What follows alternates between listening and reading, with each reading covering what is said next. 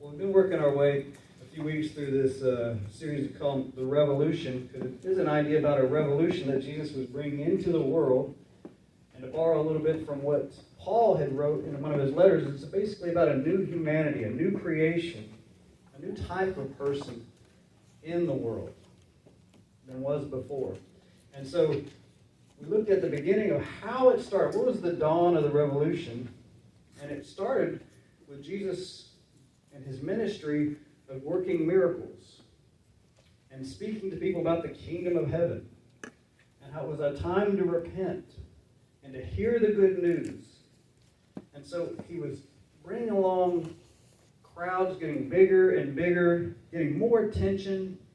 I mean, you just could not ignore what was going on, because this was not something like they had read about in the Old Testament where a prophet would do a miracle, and then that might be the only miracle that prophet did their whole life. Or maybe just one or two miracles in their whole life. No, Jesus was doing them in town after town after town, small village. He was moving from place to place in his region, and the crowds would get bigger and more interested, and they would listen to what he had to say. And so as he was doing that, these crowds, he went from having these large crowds to, he also selected a smaller group to be with him, one we would call the disciples. And from that group of 12, he would pour into them. He would give them, even more teaching. He would spend time with them day in and day out, so they could not only hear what Jesus was saying, but they could watch and see how he lived, because he was their teacher. He was the one that they were going to be modeling their life after. And so we see them doing this, and Jesus gathers them together in Matthew chapter 5, and he's talking to them on this hillside. It's often called the Sermon on the Mount. And he's talking to them, and he says, right from the beginning, he starts giving them this very big idea about the reward that he has in store for his people. And it's so big, it's even bigger than the covenant promises of Israel. I mean, he says not only will they inherit the land, but he talks about them being able to see God. And he talks about them being called sons of God. And he's just, laying it all out there in a big way. This is the reward I have for my people, for those that follow me. But then as he moves through his teaching, he starts talking about, he moves from reward to something else. What was that? You remember? From reward to what? Starts with an R. Resistance, right. Resistance. This was going to be a message, to encourage them, to get them focused. It's very specific to them right now. And he says there's going to be great reward, bigger than you can imagine. But then he also talks about the other side of that coin, and it's very real, and it's very direct. There's going to be resistance. And so as he moves to that, and he talks about the resistance that they're going to face, and we realize that we face resistance today. This is not something new. Paul said, all that seek to live a godly life in Christ will see persecution. So that's not something that we're going to ever get away from if we're trying to live a faithful life. And so Jesus is giving them this message, reward, but there's going to be resistance. And then he tells them, probably because maybe he noticed something on their face, or maybe he's just looking into the future a bit, and he knows when you're facing a lot of resistance, whether at work, whether at home, whether in your marriage, and it's just, wherever it might be in society as a whole, maybe from your government, when you're facing that pushback, that resistance, that persecution even, after a while it wears on you. After a while, you're beat down. After a while, you feel like giving up. After a while, it gets discouraging. And so then he moves from there. He says, he knows that's going to happen. He knows that's going to be the experience. But don't forget, the world may hate you at times, but the world needs you. And he gives them this big idea about how the world needs them. And he says, that you are the salt of the earth. Because salt does what? It starts with a D. It prevents what? Decay. Yeah. Salt prevents decay. And your culture, your society, your community in different ways is decaying. Sin is just, the weight of sin is too much. Marriages will not last under the weight of that sin. Families will break up under the weight of sin. Communities will fall apart under the weight of sin. Whole nations will crumble under the burden of sin. But you're there, and you can be a difference. You can be a difference maker. You're important. The world needs faithful Christians because they need something to stop the decay, to push back against what's going on. And so he not only uses that idea, he says that you're the light of the world. You know, can you imagine these guys looking at each other, going, well, like one's a former fisherman, the other's a tax collector, another's someone else. And they're like looking at us going, we're the light of the world. You're putting this on us? You think we're that? But he says they're the light of the world because light contrasts against what? Darkness, right.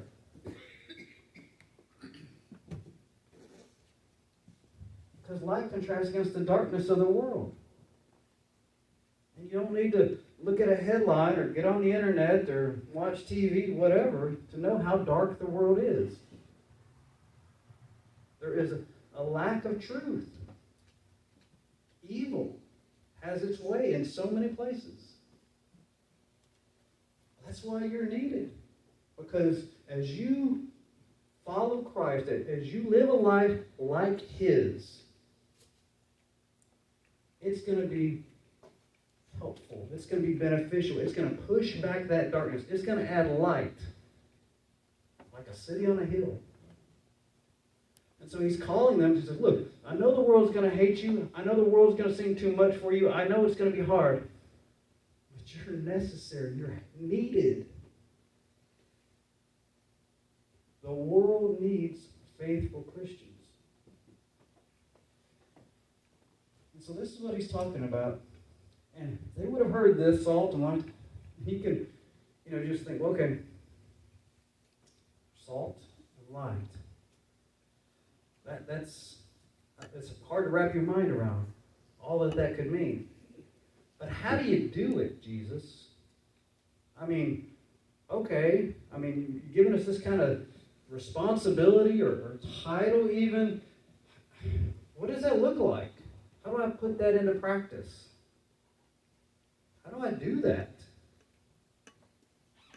You ever been to a job, maybe a new job or new career thing, and you got maybe thrown into it, and you're like, okay, what now? How do I do this? Where do I start? How am I supposed to, take care of business? How am I supposed to do what I'm supposed to do? You just kind of feel out of sorts. Maybe if you're in like a new career, new job. I think about, being a new parent. And it's just like, there's no transition, right? You're either, you don't have a baby, the next day you have a baby. It's that kind of thing, And so, wow, you're like, now I'm a parent. Now I'm a dad. I'm entrusted with this child. That's a big responsibility. I went from not a dad, not taking care of a baby, to now I have full responsibilities with baby. That's entrusted to me. I'm a dad. I'm the same guy who has to dig through the garbage looking at the macaroni and cheese box because I can't remember the directions. I'm that guy. That's a big change. That's a lot of responsibility. Am I ready? And you go from one to the other like that. Or like maybe in a marriage, you were single, and you can be engaged however long you want. But then you're married, and that's different. And you went like from one to the other like that. You were not a spouse, now you're a spouse. You weren't a husband, now you're a husband. Okay, how do I start this, I want to wear the pants in the family, but I want her to make all the decisions. How does this work? Am I doing this right? We just don't know in some of these situations. And so you can feel uneasy. And he's throwing this at them, and they're probably looking at each other going, I don't know what that exactly means. How does that look like? And so that's what we're going to talk about today. That's our focus.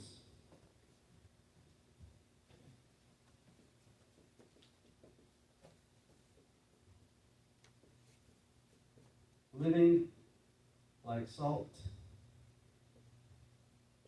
and light.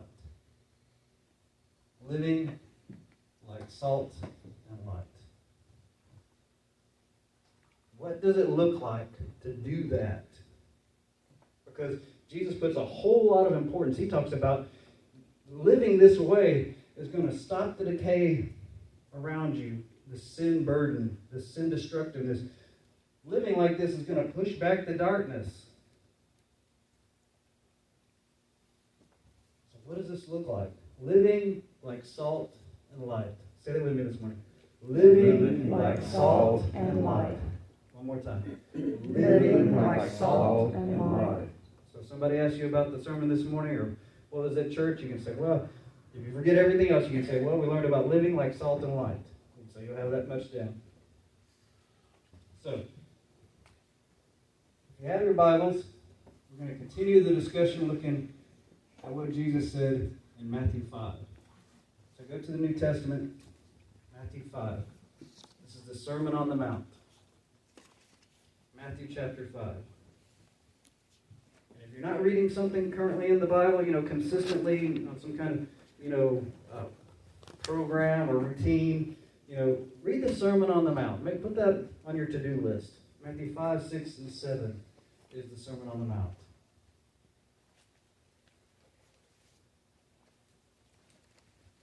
Matthew chapter 5. So, Jesus is going to answer this question for us about living like salt and light in Matthew chapter 5. But before he jumps into it, before he starts getting specific with us, okay? Before he does that, he's going to do a preface. And so there's this small section from 17 to 20 where he's going to preface everything he's about to tell them.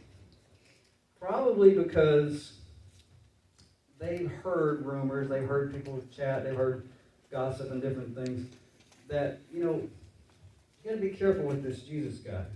Because he's going to teach you things that are, against the law. He's going to teach you things that are contrary to God's law. He's going to lead you astray. You need to, be a little bit cautious with this guy. Or maybe they heard that, he wants to replace the law. He wants to just, forget it altogether. He's going to lead you down the wrong path. Who knows? And so he gives them this little preface where he talks about, I haven't come to do that, and I'm not about this, and I don't believe that. And he kind of, gives them this preface about how much there is in the importance of the law. So he's just kind of, clearing away some things, bringing some clarity. So it's kind of like, don't misunderstand me. You ever want to have to talk to somebody, especially about something serious, and you go, well, this could be taken the wrong way. It's kind of on eggshells a little bit, and you say, don't take this the wrong way, or don't misunderstand me, because you want to make sure there's clarity, that it's not misinterpreted. So this is what Jesus is doing in 17 to 20. So then he goes to answer their question. This idea about living like salt and light. And that's verse 21. So what does it look like to live like salt and light? And Jesus says, well, first of all, you have heard that it was said to the people long ago, and they know this from the law in Exodus, do not murder, and anyone who murders will be subject to judgment.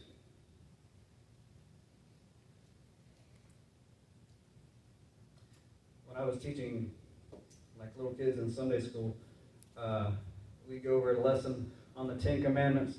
We go, does anybody know any of the Ten Commandments? And the first hand up always said, you don't kill anybody. You know, you don't murder. You know, that was the easy one. You know, everybody got that, no matter how young they were. Everybody was on the same page with that. In fact, if you read through the Ten Commandments, you'd probably run right past that. Because that seems a bit obvious. That seems like everybody should be on the right page with that. You probably don't wake up every morning, and if you do, we can talk later after the service. But you probably don't wake up every morning and say, Lord, don't let me kill nobody today. Lord, help me not to murder nobody. You probably don't do that. That's not on your list. And it wasn't on their list either. So these guys are like, all right, Jesus is going to tell us what it's like to live like salt and light. And Matthew's there. He's got to implement. He's ready to write it down. Do not murder. Do not murder? Should I write that down? I mean, we already got that. Do not murder?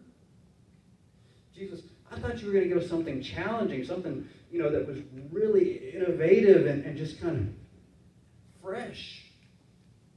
Do not murder? And Jesus might say, can I finish? And so he goes on.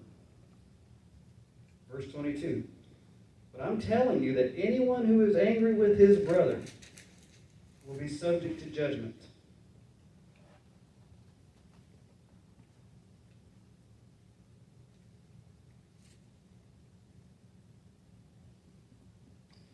See, here's the thing. The way they were being taught by the rabbis in the synagogues and the way the law was being put forth to them was that there's a law, a holy God has this law. You need to pay attention. You need to make sure you don't break it.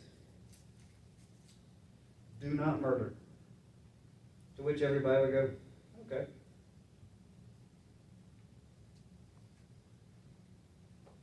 But you can do a whole lot of nasty, mean, ugly, brutal, abusive things besides murder, can't you?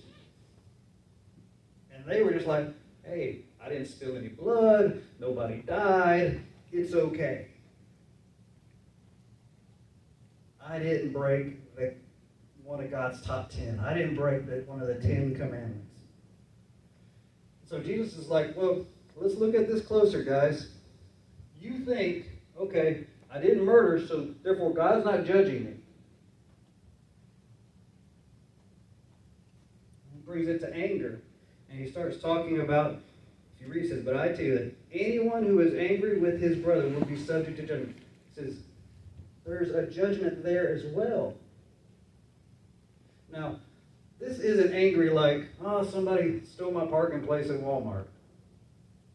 Or, you know, this is going to make me late for my appointment. It's not that kind of thing. This word in the Greek that's used here is a word associated with malice. It's a word associated with plotting, brooding. This is an anger that you're just kind of nursing. This is an anger you're nurturing. You got mad about something and you're just stewing. Like, oh yeah? They did that?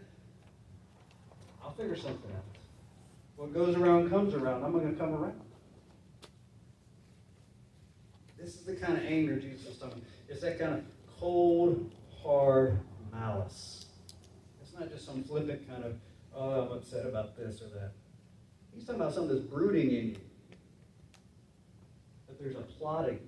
Oh, when I get a chance, he's going to pay. Oh, when I get a chance, she's going to pay. Oh, when I have the opportunity. And you can just nurse in that and sit on that for years. You probably know people who've done that. Maybe in your family. That they got mad about something in 1960 or 1970 or 1980 and they're still mad about it. You still can't talk to them about it. They still get red in the face about it. Jesus is saying, you think you can nurse that kind of stuff and not be judged by God? You think you're on good terms with God? You think it's God's will that you can, okay, you're not murdering, but you can just have that evil live in your heart and that anger. You think God's okay with that? He said, no. You'll be judged for that. That's not God's will. That you just let that stew. That's not right. But they were like, hey, I didn't murder anybody. And it's fine. And Jesus is saying, no. This is the seed. The fruit is the murder. But man, this is an evil seed. And you've got to deal with it. You've got to crush it. You've got to, put some attention to it, not nurture it. You need to be getting it out of your life. Not just plotting and keeping it going, feeding it. So that would have got their attention. And in verse 23, well, I'll keep reading through 22. It says, again,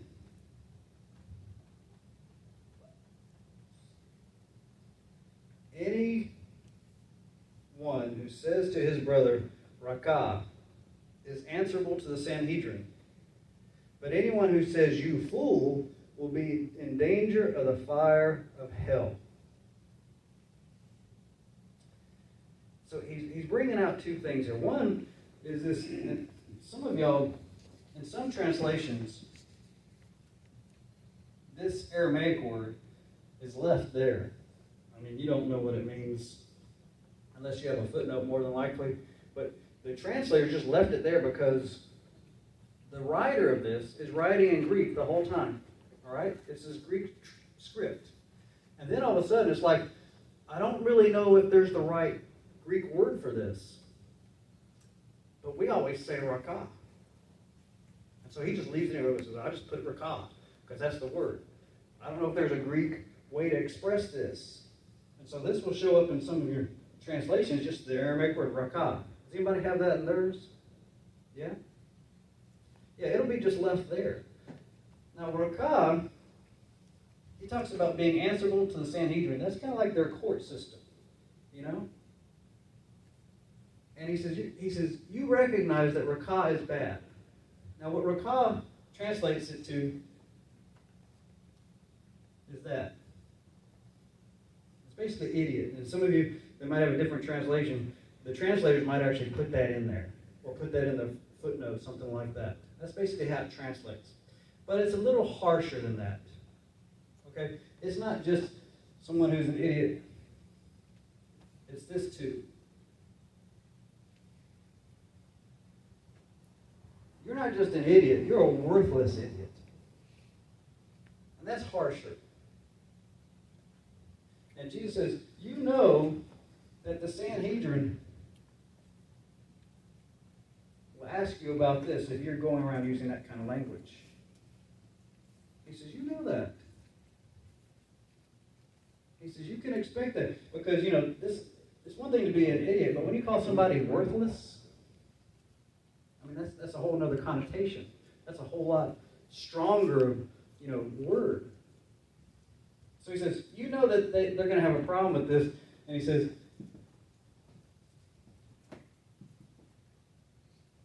but if somebody who uses this word, and it's usually translated just you fool, he says,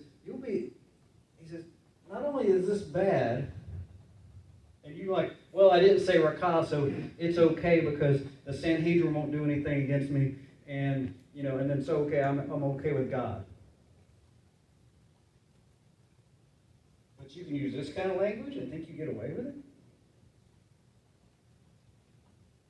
In fact, from some classes we had or some different sermons that you might have heard, that in the Bible, when you see fool used, it's always married to the idea of somebody being godless.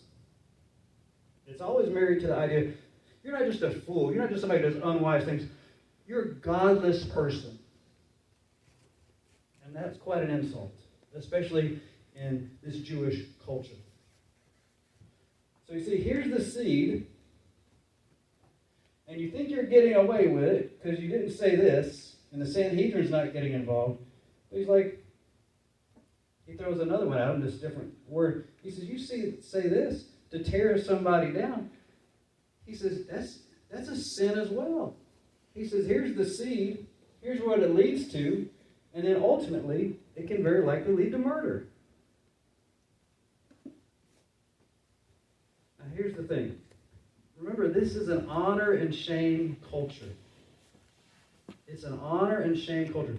That means they took a whole lot of emphasis and pride in this idea of somebody's honor. And if you shame them, especially publicly, you can expect pushback. Because these are fighting words in an honor and shame culture. You say, well, I didn't murder anybody. Well, yeah, start throwing words around like this and see how long before you're in a fight. And now it's just blown up in front of you. It's just blown up. Because these are abusive words. This is slander. And they're going about it like it's no problem.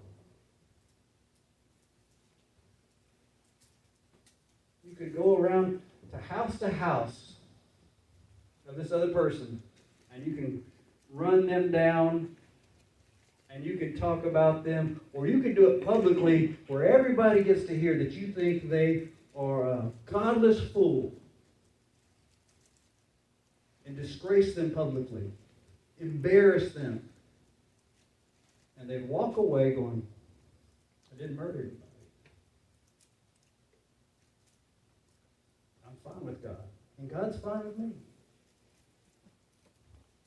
You see why Jesus had such a problem with this?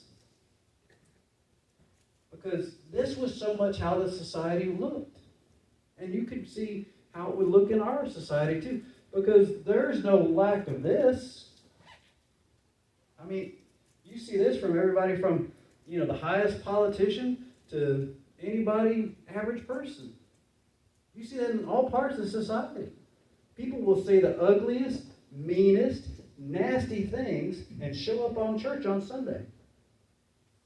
And they'll feel okay about it because they never laid a hand on them. Because they were plotting in their mind. I mean, they had a whole idea about what they would do. Oh, one day I'm going to get them.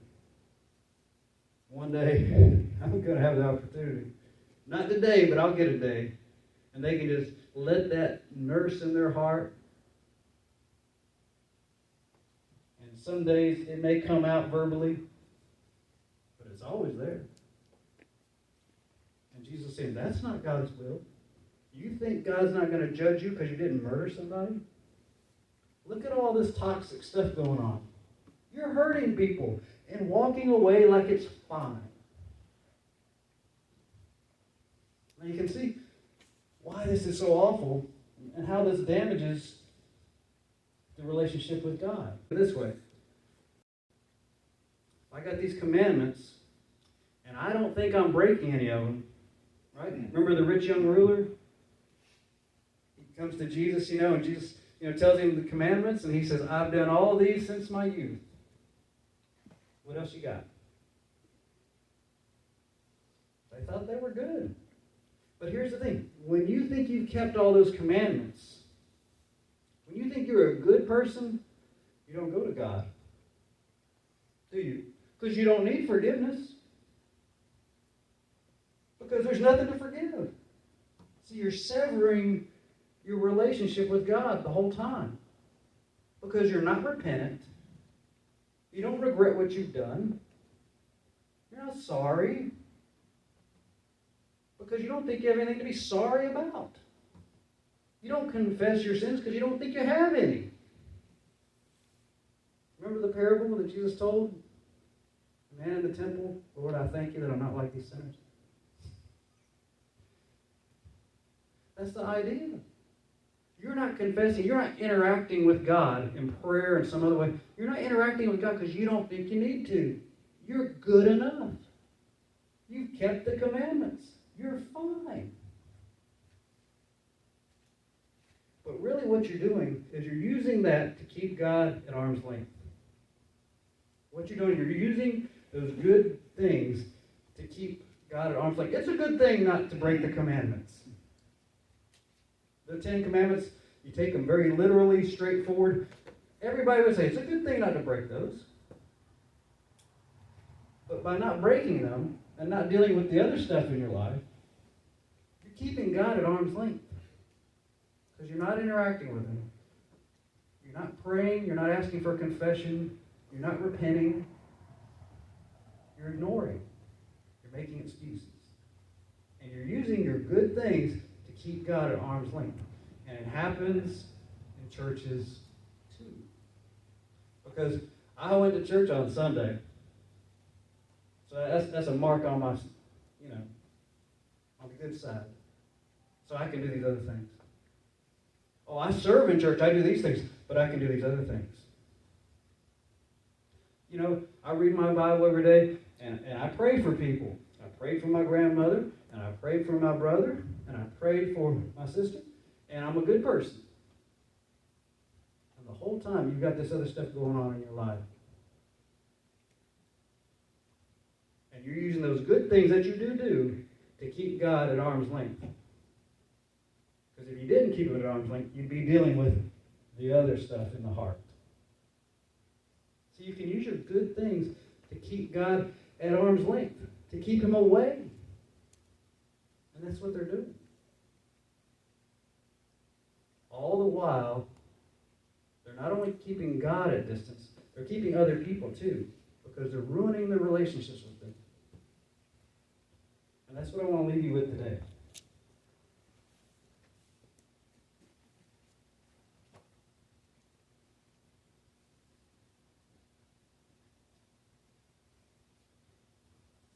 Because disciples value their relationships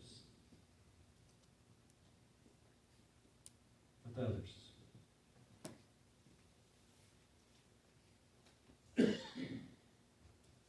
See, this kind of actions, nursing that kind of anger, you're writing people off.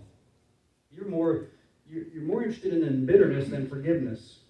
You're more interested in holding a grudge than building a bridge. You're more interested in being angry than helping to reconcile or do something right about the situation.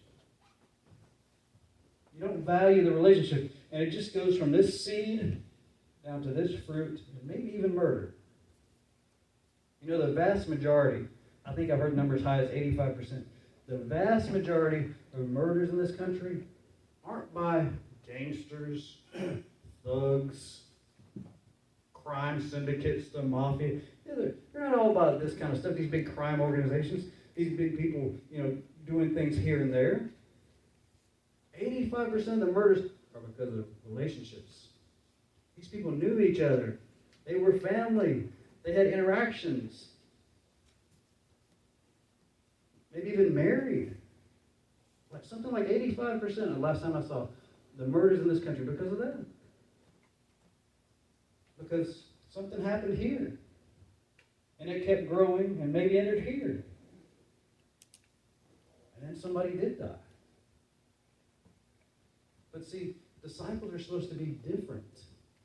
We're adding something different into the world.